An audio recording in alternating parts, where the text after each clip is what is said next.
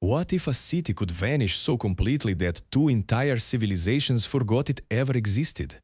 Not sunken by war, not buried by sand, swallowed by the earth itself. And for over 1,000 years, nobody even knew where to look. This is the story of Thonis-Heracleion, a city that fooled two empires, sheltered fugitives and housed a god, and then paid the ultimate price. We're going to investigate this place the way it deserves, not as a list of artifacts, but as a mystery, so buckle up. Let's start with the most absurd fact about this city. It had two completely different names, and neither civilization knew the other's version existed. The Egyptians called it Thonis, a bustling customs port where every ship entering Egypt had to stop and pay tribute to the pharaoh. The Greeks called it Heracleion, a sacred city said to be founded by Hercules himself on his first step onto Egyptian soil. Yes, that Hercules. Two empires, one city, and not one single record of either side going. Wait, are we talking about the same place? Complete diplomatic silence. This wasn't a small village. Thonis-Heracleion was the main entry port to Egypt for the entire ancient Mediterranean world. Every ship, every merchant, every ambassador had to pass through here. Archaeologists found over 700 anchors and 79 shipwrecks in its ruins. 700 anchors. That's not a port. That's a civilization's living room. For context, modern archaeologists have only excavated a fraction of the site so far. The city spreads across the seafloor like a ghost of itself, mostly untouched, waiting. But before we get to the sinking, we need to talk about the guests. Because this city had a guest list that reads like a mythology textbook. According to ancient legend, Helen of Troy, yes, the face that launched 1,000 ships, passed through Thonis-Heracleion with her lover Paris while fleeing from Sparta. They reportedly stopped here before sailing on to Troy, which means the event that sparked the most famous war in human history had a layover in a city that doesn't exist anymore.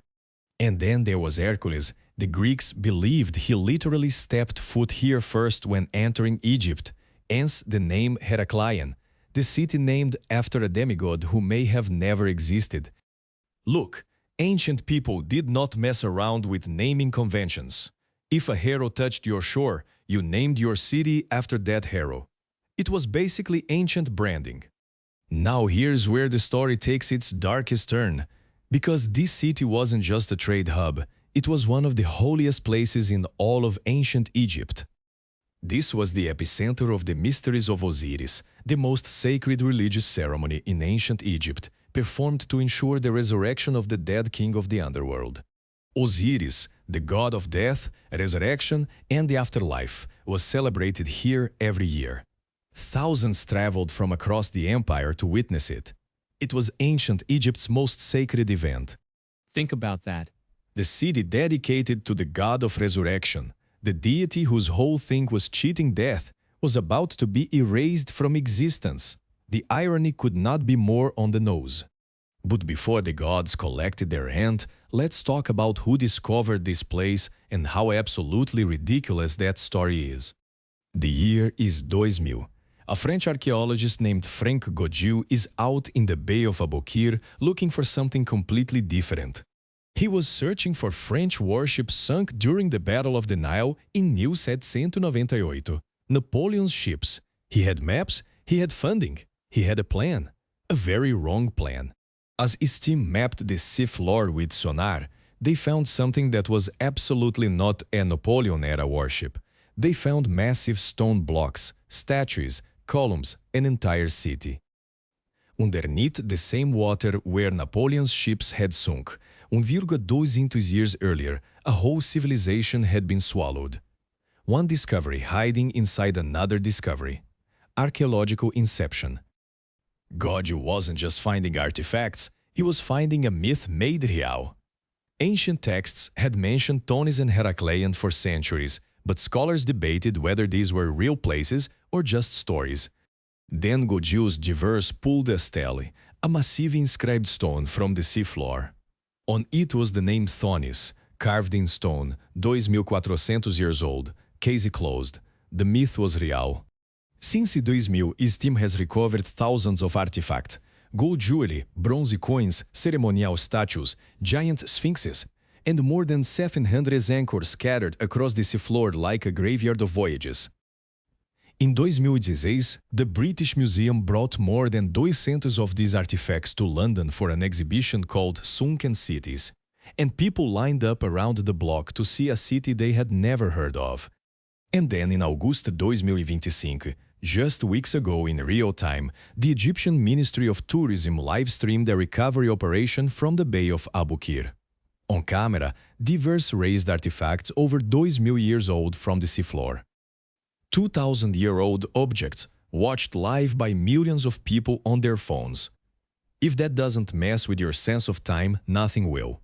Okay, now we need to talk about how this city actually died, because the story is simultaneously a geological thriller, a divine punishment narrative, and a cautionary tale rolled into one. The city was built on a network of small islands and sediment in the Nile Delta, essentially on land that had no right to hold up a major civilization. Over centuries, the weight of the buildings, combined with rising sea levels and a series of earthquakes, triggered something geologists call soil liquefaction. Soil liquefaction is when the ground literally loses its solid structure. It turns from solid earth into something closer to quicksand. Buildings don't fall over. They sink straight down. The sea came in, the ground gave way, and within what scientists believe was a relatively short period of time, hours or days, an entire city was swallowed. 3.5 feet down, then 10 feet, gone.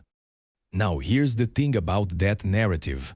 Ancient Egyptians had a different explanation for what happened. They didn't call it geology, they called it divine judgment. Remember, this was the most sacred city of Osiris, god of death and resurrection. A city supposed to channel the power of the afterlife, to ensure the dead king would rise again, and it was swallowed by the earth. The god of resurrection could not save his own temple.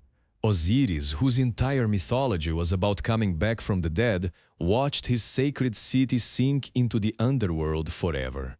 If you were writing this as a screenplay, your editor would send it back saying, "too on the nose." And yet, that is exactly what happened. Now let's talk about the neighbor nobody expected to be interesting, a city called Canopus, located just a few kilometers from Thonis-Heracleion. In 2025, Canopus made international headlines being described as the, and I am quoting actual archaeologists and journalists here, Sin City of the Ancient World. Canopus was famous throughout the ancient world for festivals, pleasures, and the general vibe of the rules are a bit different here. Greek poets wrote about it as a place where Egyptians shed their normally reserved nature. So right next to the most sacred city of death rituals in Egypt was basically ancient Las Vegas, a holy city and a party city, side by side, separated by a few kilometers of Nile water. And both of them sank. Together, the sacred and the profane, swallowed by the same geological event. If that's not a metaphor for something, I don't know what is. Here's something that most people skip over in this story. The sinking of Thonis-Heracleion didn't kill its influence. It actually transferred it to a city that was literally being built at the same time it was dying. Alexander the Great founded Alexandria around 331 BCE. Thonis-Heracleion was already declining by then, gradually losing its status as the primary port to the newer Cheniere city down the coast. Trade routes shifted. Merchant ships stopped coming. The population thinned out. The city was already half ghost by the time the earthquake and sea claimed the rest. So when the ground finally gave way, sometime in the 8th century CE, the city had already been slowly dying for hundreds of years. The sea just finished the job. And here we arrive at the part of this story that I want you to really think about, because this isn't just ancient history. This is a warning that is actively relevant right now. Alexandria today is home to nearly 5 million people. It sits on the same coast, on similar sediment, in the same region of rising Mediterranean sea levels. Sound familiar? Geologists have documented that parts of Alexandria are already sinking at measurable rates. The same soil liquefaction risk exists.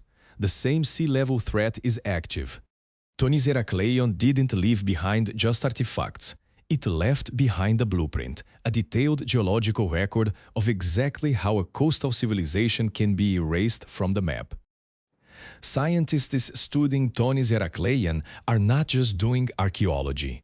They're doing forensic geology on a crime scene, and the same crime is potentially still in progress 30 kilometers away. Let that land for a second. The city under the sea is actively teaching us how not to lose the city above it, and we're racing against a clock we can't fully read. Now I want to zoom out for a moment.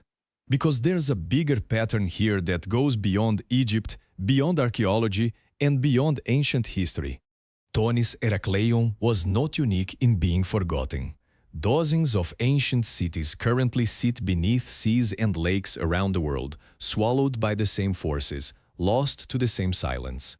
And what they all share is this: they were built by people who believed that their civilization was permanent, who built temples to eternity while standing on sand. Every civilization that has ever existed believed it would be the last one, the one that figured it out, the one that built something permanent enough to last forever. And every single one of them was wrong, or at least incomplete. Every city that has ever fallen was once someone's eternal home. Which brings us to a question that I think is worth sitting with for a second. What does Thonis-Heracleion have to say to you personally, right now in 2025? Think about the things you're building right now, the projects, the relationships, the identity you've constructed. You probably believe at least some of them will last. Thonis-Heracleion doesn't say, don't build, it says something more interesting. It says build, by all means build, but stay curious about what you're building on. The Egyptians built on sediment. The city sank because of what was underneath it. Ask yourself, what are you building your sense of security on? Is the ground solid? That city was named twice, worshipped for thousands of years, visited by legendary figures, and forgotten entirely, until one man accidentally went looking for something else. Goju was looking for Napoleon's fleet and found a civilization 1,200 years older. Sometimes the thing you're not looking for turns out to be infinitely more valuable than what you set out to find. How many things in your own life turned out to be discoveries you weren't planning on? The career path that changed when you missed a turn. The friendship that started with an accident. Thonis-Heracleion existed for over 1,000 years. Every single generation that lived there believed the city was a permanent fact of the world. Parents took their children to the temples of Osiris and said, "This will always be here." They were wrong. But were they foolish? No, they were just human. We all make the same assumption. We all act as if the ground beneath us is solid because we have to function. The question Thonis-Heracleion asks us is not, how do we avoid being forgotten? Every city will eventually be forgotten. Every life will eventually be forgotten. The real question is, what do you do with the time between being built and being forgotten? What rituals do you celebrate? What do you hold as sacred? What is the purpose of the city while it stands? Thonis-Heracleion had a beautiful answer, actually. Its whole identity was built around the idea of transition, a threshold between the sea and the land, between the foreign and the Egyptian, between the living and the dead. It was a city of thresholds. Every ship that passed through it was crossing from one world into another. Every ritual performed there was a negotiation between life and death. And when it finally crossed its own threshold, from existence to oblivion, it did so in keeping with everything it stood for. Complete. Total. No halfway about it. 2,400 years later, Frank Goodyear put on a diving suit and went back. And the city was still there under 10 meters of water, perfectly preserved by the very thing that swallowed it. The silt that buried it also preserved it. The disaster that erased the city from human memory also saved it from the 1,000 years of looting, construction, and wear that destroyed so many other ancient sites. There's something almost poetic about that. The catastrophe that ended the city's life also became its preservation. The worst thing that happened to it also became its best protection. How often does that happen in your own story? the setback that turned out to be the thing that saved something precious, the loss that ended up being a form of preservation. This is what makes Thonis-Heracleion different from most archaeological stories. It isn't just a place that was lost, it's a place that speaks back, still from underwater, in ancient Egyptian. The stele that Godius' team found, the one with the name Thonis on it, was a tax decree, a bureaucratic document. The ancient world's version of a terms and conditions notice, still legible, still real. Somewhere in the archives of eternity, there's an Egyptian civil servant who is absolutely furious that his paperwork outlasted his entire city. The bureaucracy survived the apocalypse. Ancient bureaucrats understood something we haven't figured out yet. Okay, let's bring this all the way back to where we started. A city that fooled two empires, a city that lived as two identities and died as one story. Thonis and Heracleion. Two names, two empires, and neither one knew the whole picture. The Egyptians had the real history, the Greeks had the mythology. Together, they had the truth. The full truth always needs more than one perspective to reveal itself. That's not just ancient history, that's a rule for understanding anything important in your own life. And here's the final piece, the one that I think will stick with you. The reason this city was so important was because of where it was located, right at the threshold, right on the edge. Between Egypt and the Mediterranean world, between the living and the dead, between Thonis and Heracleion. The edge is where everything interesting happens. The edge is where everything is at risk.